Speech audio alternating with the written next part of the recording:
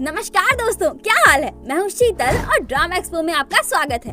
अब तक आपने देखा कि धूर्तिये को पकड़ने के लिए अपने दोनों चिंदी साथ में आ जाते हैं। अब आगे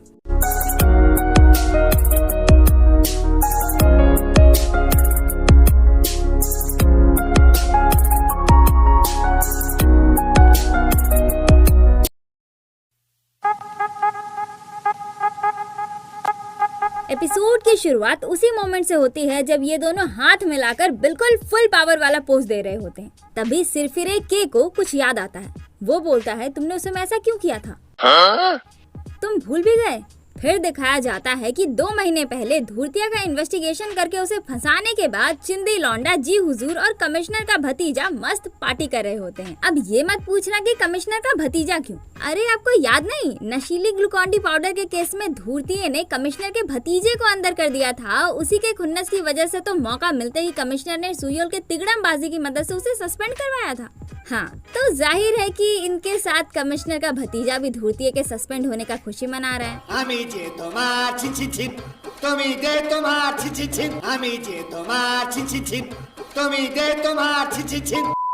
एज यू नो कि उस समय अपना सिरफिरा सुयोल के लाइफ में नया नया अपीयर होना शुरू हुआ था, जिस वजह से जब भी वो सुयोल के सामने अपीयर होने वाला होता था उसके कुछ समय पहले से ही उसके सिर में बहुत जोर का दर्द होने लगता था। तो इसीलिए सुयोल के सिर में फिर से जोर का दर्द शुरू होने लगता है और वो बाहर आ जाता है। तभी किसी का कॉल आता है जो बोलता है कि सिमसंग हो ने इंस्पेक्टर ताकमिन्सू को नहीं मारा, मेरे पास इसका सबूत है। पर क्योंकि सुयोल नशे में है और इसके सिर में जोर का दर्द भी हो रहा है, इसीलिए वो उसकी बात पर ध्यान नहीं दे पाता। और इससे पहले कि वो आदमी सुयोल को कुछ बता पाए, जी हुजूर कैरियोके रूम से बाहर आकर सुयोल को बुलाने लगता है और सुयोल फोन कट करके अंदर चला जाता है। दूर खड़ा सिरफिरा ये सब देख रहा होता है।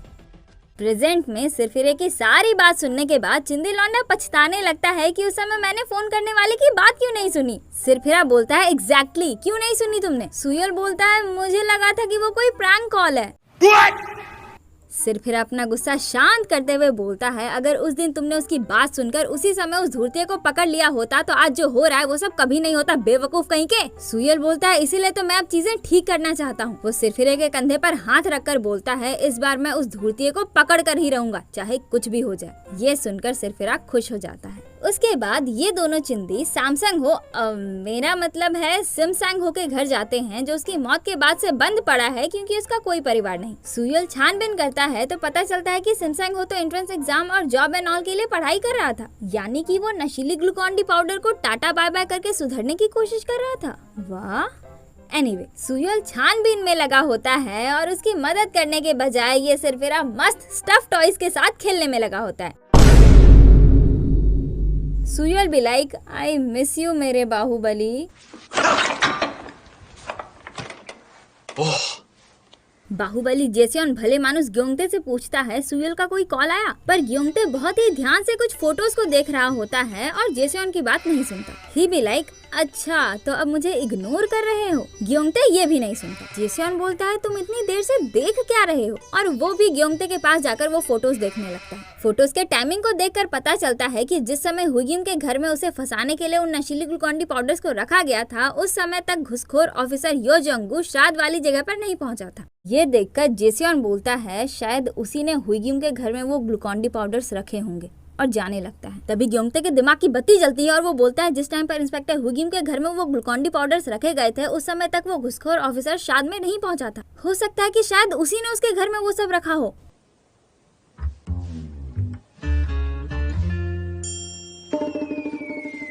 जेसियन भी लाइक, अभी तो मैंने यही बोला था, इसने नहीं सुना क्या? और बोलने के बाद भी मेरे दिमाग में ये बात स्ट्राइक क्यों नहीं करे?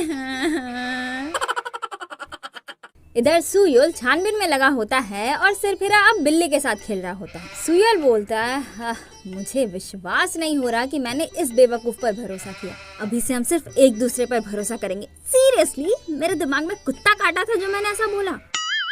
तभी सुयोल को रिहैब सेंटर यानी कि नशा मुक्ति केंद्र का एक पैम्पलेट मिलता है। फिर वो लोग उसी नशा मुक्ति केंद्र जाकर सिमसंग हो की फोटो दिखाकर पूछताछ करने लगते हैं, पर पता चलता है कि ऐसे किसी पेशेंट ने तो यहाँ अपना इलाज करवाया ही नहीं। अब सुयोल निराश, लेकिन तभी रिसेप्शनिस्ट को याद आता है कि ये तो वू युग जुन नामक किसी मरीज का दोस्त है। सुयल बोलता है सिमसंग हो उससे मिलने आता था। रिसेप्शनिस्ट बोलती है नहीं, जब भी वो मरीज यहाँ से भाग जाता था तो हमेशा उसका दोस्त सिमसंग हो ही उसे ढूंढकर दोबारा यहाँ ले आता था। मरीज वू युग हमेशा यहाँ से भाग जाता था, पर सिमसंग हो ने कभी भी उससे हार नहीं मानी और हमेशा उसे यहाँ ले आता। सुयल बोलता है फिर तो वो दोनों बहुत अच्छे दोस्त होंगे और मरीज वू युग सिमसंग हो को जरूर अपना एहसानदार मानता होगा क्योंकि सिमसंग हो ने उसकी इतनी मदद की है। तभी सिरफिरा वहाँ प्रकट हो जाता है जो बोलता है राइट, तुम बिल्कुल सही बोल रहे हो, मुझे तो पता ही नहीं था। फिर सुयल रिसेप्शनिस्ट से मरीज वू युग की फोटो मांगता है। फोटो के साथ साथ रिसेप्शनिस्ट ये भी बताती है कि मरीज वू युग आपको रिजर्वर के पास वाले जंक यार्ड में मिल सकता है क्योंकि एक बार वो हम लोगों को वहीं बेहोश पड़ा मिला था।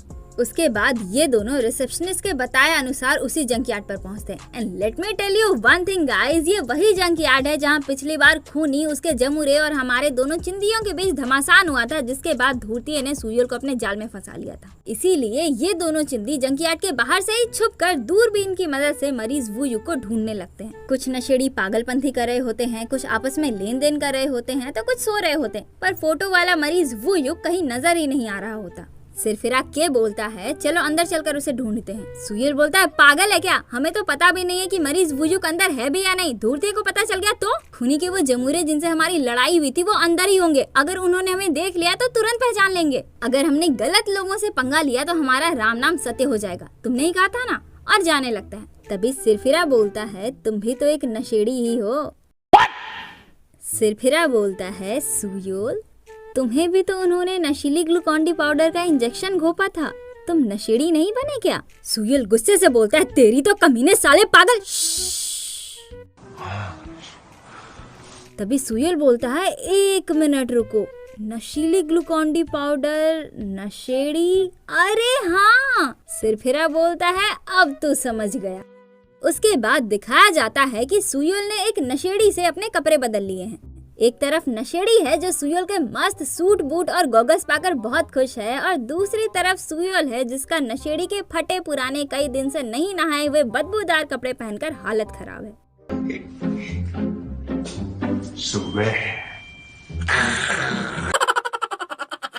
वो नशेड़ी मस्त सूट बूट पहनकर वहाँ से चला जाता है और सुयल की बहुत ही ज्यादा हालत खराब। ही भी लाइक मेरे से नहीं हो पाएगा यार, बहुत बदबू है, सफाई को लेकर मैं बहुत ही ज्यादा नक चढ़ा हूँ। सिरफिरा बोलता है हाँ कितने कमजोर हो यार तुम, चलो कोई ना, तुम्हारे बदले मैं ही करता हूँ। सुयल बोलता है हाँ यही सही रहेगा, तुम ही करो, और कपड़े खोलने लगता है। लेकिन फिर उसे रियलाइज होता है कि ये दोनों तो एक ही है। वो बोलता है साले तुम मैं हूँ और मैं तुम हूँ, इसका मतलब तो यही हुआ कि ले दे के मुझे ही करना होगा। सिरफिरा हंसते हुए बोलता है अब तुम्हें ये बात रियलाइज हुई, मूर्ख कहीं के।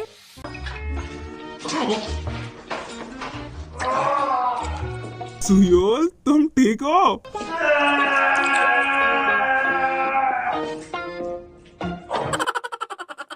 उधर जेल में हाइपर अलबेली से एक प्रोसिक्यूटर मिलने आता है जिसे सुयल ने भेजा है हुईग्यूम का केस संभालने के लिए। एज यू कैन सी ये वही प्रोसिक्यूटर है जिसने सुयल की तिगड़मबाजी की जांच पड़ताल की थी, जिसके बाद थैंक्स टू अपना सिरफिरा सुयल को कंगाल होना पड़ा था। इस कैरेक्टर का इंट्रोडक्शन देते वक्त मैंने आपको बताया था कि अपने लाइफ में सक्सेसफुल होने के बाद भी बेचारे से कोई लड़की ही नहीं पड़ती जिसका रोना ये हर वक्त रोता ही रहता है। लेकिन इसके साथ बस यही एक प्रॉब्लम नहीं है, ये बेचारा अपनी माँ की वजह से भी बहुत परेशान रहता है। एक्चुअली अपने परिवार का इकलौता संतान होने की वजह से ये माँ दा लाडला है, जिसे लेकर माँ हमेशा चिंता में रहती है और उसी वजह से इसे अक्सर कॉल करती रहती है, जो इसे मजबूरन उठाना ही पड़ता है, फिर चाहिए कितना भी बिजी क्यों ना हो, नहीं तो इसकी माँ बहुत ही ज्यादा परेशान हो जाती है, इतनी ज्यादा कि बेहोश हो जाती है।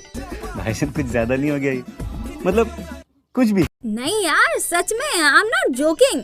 और ये बात ये प्रोसिक्यूटर खुद हाइपर अलबेली को बता रहा होता है, क्योंकि केस के सिलसिले में बातचीत करने के दौरान बार बार प्रोसिक्यूटर की माँ का कॉल आ रहा होता है, जिस वजह से ये दोनों इरिटेट हो रहे होते हैं। ये दोनों आपस में 2-3 वाक्यों का आदान प्रदान करते नहीं है कि ले दे के प्रोसिक्यूटर की माँ का कॉल आ जाता है। अपने गुस्से को कंट्रोल करते हुए हुईग्यूम बोलती है तो सुपरिटेंडेंट रियू सुयल आपके पहले क्लाइंट थे। प्रोसिक्यूटर बोलता है हाँ, प्रोसिक्यूटर बनने के बाद वही मेरे पहले क्लाइंट थे, हम दोनों काफी क्लोज हैं। हुईग्यूम भी लाइक रियू सुयल कमीने साले। इधर अपना चिंदी लौंडा नशेड़ी के भेस में टोपी से अपने मुंह को छिपाए सिरफिरे के साथ जंकयार्ड के अंदर आ रहा होता है। तभी नशीली ग्लूकॉन-डी बेचने वाले एक आदमी की नजर उस पर पड़ती है और वो उसे अपने पास बुलाता है। इतने सारे नशेड़ियों में एक नए चेहरे को देखकर उसे उस पर शक होता है और वो जबरदस्ती उसके बाह को देखने लगता है। एंड गेस व्हाट, सुयोल के बाह में बहुत सारे इंजेक्शन के निशान होते हैं और ये देखकर इसे यकीन हो जाता है कि सुयोल भी एक नशेड़ी ही है।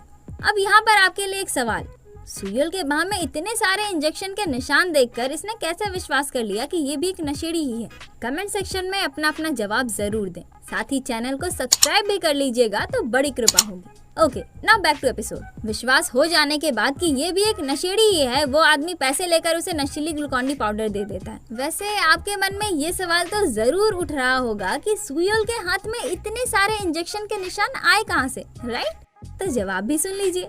ये अपने सिरफिरे की कारस्तानी है। यहाँ आने से पहले ही उसने अपने हाथ में सुई घोप घोप कर इतने सारे निशान बना दिए।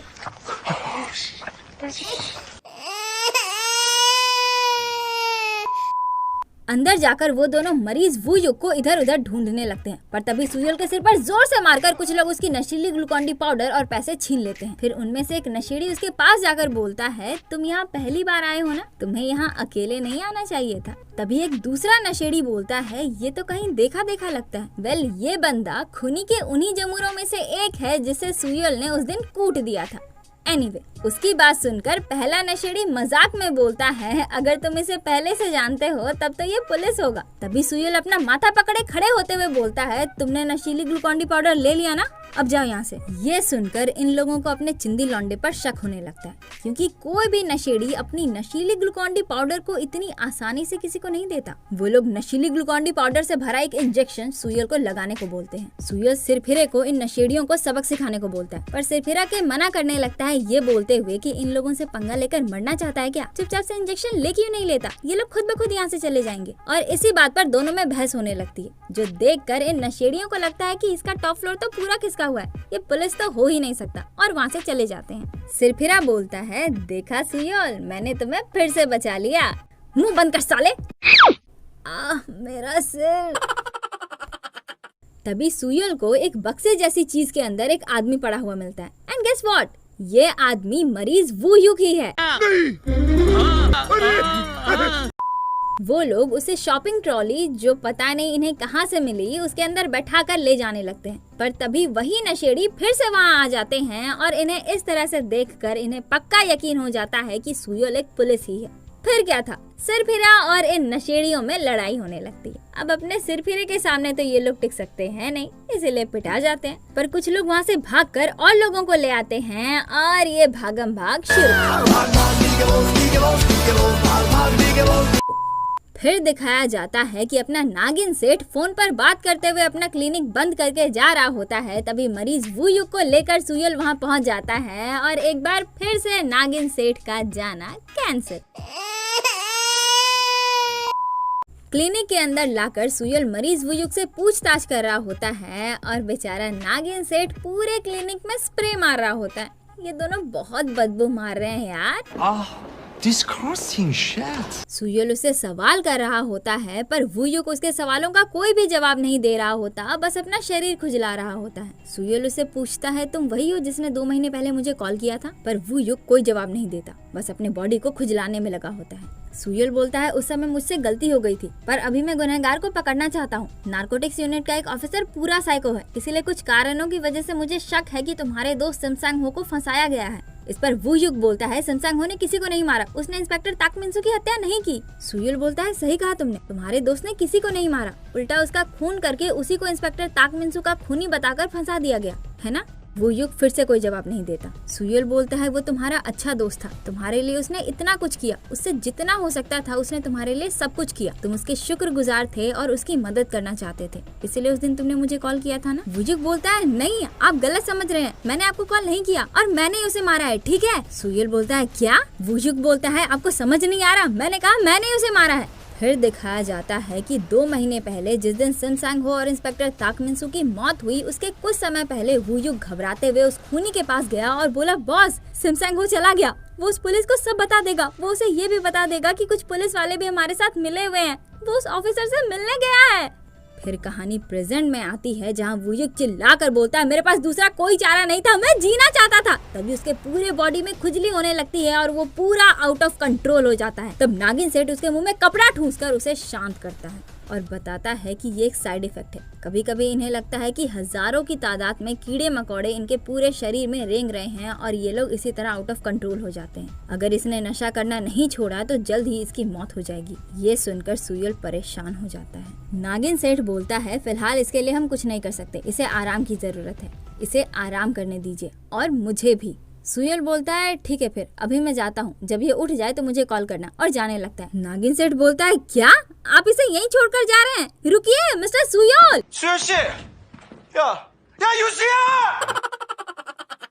क्लिनिक से बाहर निकलते ही सिरफिरा वहाँ प्रकट हो जाता है जो बोलता है तो इतनी मेहनत बेकार गई। सुयोल बोलता है तुमने सुना नहीं जो उसने बोला कि सिमसांग ने किसी को नहीं मारा? फिलहाल के लिए खोज जारी रखते हैं, कुछ ना कुछ जरूर मिलेगा, और आगे बढ़ जाता है। उसे इस तरह से देखकर सिरफिरा बोलता है आज ये कितना आकर्षक लग रहा है। इधर हेडक्वार्टर में अपना भला मानुस ग्योंगते नूडल्स खा रहा होता है। तभी अपना बाहुबली जेसियोन वहाँ के कैंटीन से अपने लिए खाना लेकर आता है जो बहुत ही टेस्टी होता है। वो देखकर ग्योंगते के मुंह में पानी आ जाता है।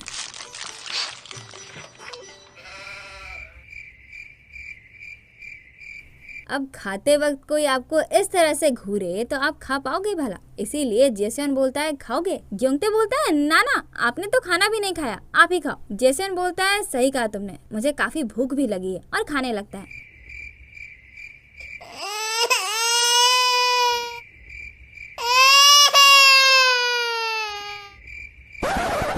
जेसियन बोलता है क्या हुआ? ग्योंगते बोलता है कुछ नहीं, बस मुझे मेरा बचपन याद आ गया। बचपन में मैं भी इस तरह के सैंडविचेस ट्राई करना चाहता था, पर मेरी फैमिली बहुत गरीब थी, इसीलिए ट्राई करने का कभी मौका ही नहीं मिला। फिर उदास सा चेहरा बनाकर बोलता है हमने तो नूडल्स खाकर ही अपना गुजारा किया है, और अभी भी देखिए मैं यही खा रहा हूँ। अब ये सब सुनने के बाद अपना बाहुबली ये सब खा पाए भला? वो उसे अपना खाना दे देता है और उसके नूडल्स लेकर खाने लगता है। अब अपना भला मानुस बहुत खुश, वो टेस्टी टेस्टी बोलकर खाने की तारीफ करने लगता है, जो सुनकर जेसियन भी लाइक बिद्दी कहीं का अब मुझे ललचा रहा है।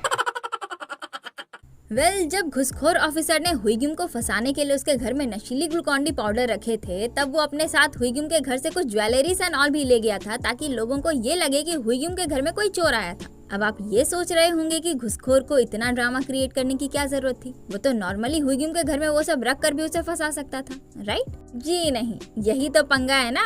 अगर वो नॉर्मली चुपचाप सिर्फ उसके घर में वो सब रख देता तो ये साबित हो जाता कि किसी और ने हुईग्यूम के घर में घुसकर वो सब रखा है, और इसका सबूत देता हुईग्यूम के घर का वो ताला। नहीं समझे? मैं बताती हूँ। घुसखोर तो हुईग्यूम के घर का लॉक जानता नहीं था, तो जाहिर सी बात है कि उसके घर का ताला तोड़कर वो अंदर घुसा होगा। तो अगर वो चोर के घुसने वाला ड्रामा क्रिएट नहीं करता तो सीधा सीधा ये प्रूफ हो जाता ना कि किसी ने हुईग्यूम के घर में घुसकर वो सब चीजें रखी है। अच्छा। ग्योंगते जेसियन से बोलता है इंस्पेक्टर हुईग्यूम के घर से चुराई हुई कोई भी चीज घुसखोर अपने घर नहीं ले गया। इसका मतलब उसने वो सारी चीजें कहीं और छुपाई है, पर उसकी टाइमिंग और श्राद्ध तक जाने के रूट को देखने के बाद मुझे नहीं लगता कि उन चीजों को छुपाने के लिए वो बीच में कहीं रुका होगा। सिचुएशन को मद्देनजर रखते हुए दोनों के दिमाग में एक साथ एक ही चीज आती है, उसकी कार। अगले दिन नारकोटिक्स डिपार्टमेंट में धूर्तिया खूनी को प्रैक्टिस करा रहा होता है कि प्रोसिक्यूटर के सामने क्या क्या और कैसे कैसे बोलकर अपने साथ साथ हुईग्यूम को भी लपेटे में लेना है। प्रैक्टिस करवाने के बाद खूनी धूर्तिया को बोलता है वैसे तो ये कोई बड़ी बात नहीं है, फिर भी मैंने सोचा आपको बता दूं। आज सुबह मेरे जमुरे मुझसे मिलने आए थे, जिन्होंने बताया कि कल रात रियू सुयोल जंक यार्ड में दोबारा आया था। वो अपने साथ हमारे एक बंदे को ले गया। ये वही बंदा है जिसने पिछली बार बताया था कि सिमसांग वो हमारी सच्चाई इंस्पेक्टर ताकमिन्सू को बताने वाला है। ये सुनकर धूर्तिया बोलता है तुम्हें ये बड़ी बात नहीं लगती? इसका अंजाम पता है क्या होगा? अपने साथ साथ तू हुईग्यूम को नहीं फंसा पाएगा, उसकी जगह जिंदगी भर तू जेल में सड़ेगा। ये सुनकर खूनी की फटके चार। धूर्तिया कुछ सोच कर बोलता है उस जेल में एक औरत है ना जो तेरे लिए काम करती है? खूनी बोलता है हाँ एक है। उसके बाद दिखाया जाता है कि जेल के अंदर हुईग्यूम साफ सफाई कर रही होती है, तभी कुछ राउडी वोमनिया आकर उसे घेर लेती है। दस नो डाउट कि अपनी हाइपर अलबेली एक फाइटर वोमनिया है, ये उनसे लड़ती भी है, पर इन सब से ये अकेली और निहत्थी कब तक लड़ सकती है? तो ये लोग उसे मार कर जकड़ लेते हैं। तभी उनकी लीडर वहाँ आती है और एक ब्लेड से उसके गले में थोड़ा सा कट मारती है। और फिर वो लोग वहाँ से चले जाते हैं। फिर दिखाया जाता है कि सुयल गुस्से में धमक कर नारकोटिक्स डिपार्टमेंट आया है और फिर ये दोनों अकेले में बात करने लगते हैं। सुयल खुद को शांत करते हुए बोलता है, हुईग्यूम के साथ जो हुआ उसने तो कुछ किया भी नहीं, तो फिर क्यों? धूर्तिया बोलता है, सही कहा तुमने, ये दुनिया बहुत जालिम है। सुयल बोलता है, देखो कैप्टन, हुईग्यूम अभी भी तुम्हें बहुत मानती है, वो तुम पर भरोसा करके बैठी है कि तुम उसे वहाँ से निकालोगे। धूर्तिया बोलता है, तो फिर तुमने ऐसा क्यों किया? मुझे लगा था कि हम दोनों साथ में मिलकर काम कर रहे हैं, हमारा प्लान भी बहुत अच्छा था, तो फिर अचानक से तुम्हें ताक मिनसू के केस में छानबीन करने की क्या चुल मच गई? तुम्हें क्या लगा था उसकी मदद से तुम मुझे पछाड़ दोगे? लेकिन जिस तरह से तुम आज यहाँ आ धमके हो, देखकर तो यही लगता है कि वो बंदा जिसे तुम ले गए थे वो तुम्हारे कोई काम नहीं आया। सुपरिटेंडेंट रियू सुयोल, अभी से अगर तुम्हें कभी भी अचानक से कुछ भी करने का मन करे तो मत करना। अगर तुम मेरी तरफ अपना एक कदम बढ़ाओगे तो मैं भी वही करूँगा, और इसी तरह करते करते अंत में हम दोनों एक दूसरे से टकरा जाएंगे और तुम्हारे करीबी जिनका इससे कोई लेना देना भी नहीं है उन्हें गहरी चोट आएगी या फिर उनकी मौत। तभी डिपार्टमेंट के कुछ ऑफिसर धूर्तिया को बुलाने आते हैं। वो उन्हें इशारे से बोलता है, तुम लोग चलो मैं आता हूँ, और फिर जाते जाते सुयल से बोलता है, मुझे विश्वास है कि तुम कोऑपरेट करोगे सुपरिटेंडेंट रियू, और जाने लगता है। सुयल बोलता है, अभी डरना मुझे चाहिए या तुम्हें? फिर उसके पास आकर बोलता है, अगर हुईग्यूम को कुछ हो जाता तो मैं अपना आपा खो देता और फिर तुम मेरा रौद्र रूप संभाल नहीं पाते, इसीलिए तुमने बस उतना ही किया जितने में मैं डर जाऊं। लेकिन जो भी हो, मेरे एक कदम बढ़ाते ही तुमने तुरंत जवाबी हमला कर दिया, इसका मतलब ये है कि मैं सही जा रहा हूँ। फिर दरवाजे पर हाथ रखकर बोलता है, इन सब के पीछे भी तुम ही हो, है ना? और यहीं पर एपिसोड का ये पार्ट खत्म हो जाता है। तो कैसा लगा ये एपिसोड कमेंट करके जरूर बताइएगा, और हाँ, हमारे सोशल मीडिया अकाउंट्स को भी फॉलो कर लीजिए। अकाउंट्स का लिंक हमारे डिस्क्रिप्शन में भी है और साथ ही आपके स्क्रीन पर भी स्लैश हो रहा है। अब अगर ये वीडियो आपको अच्छी लगी तो एक लाइक कर दीजिए, अपने जैसे ड्रामा लवर दोस्तों के साथ इसे शेयर कर दीजिए, और अगर आप इस चैनल पर नए हैं तो चैनल को सब्सक्राइब किए बिना बिल्कुल मत जाइएगा। तो आज के लिए बस इतना ही, मिलते हैं किसी और दिन किसी और वीडियो के साथ, तब तक के लिए अलविदा, जय हिंद।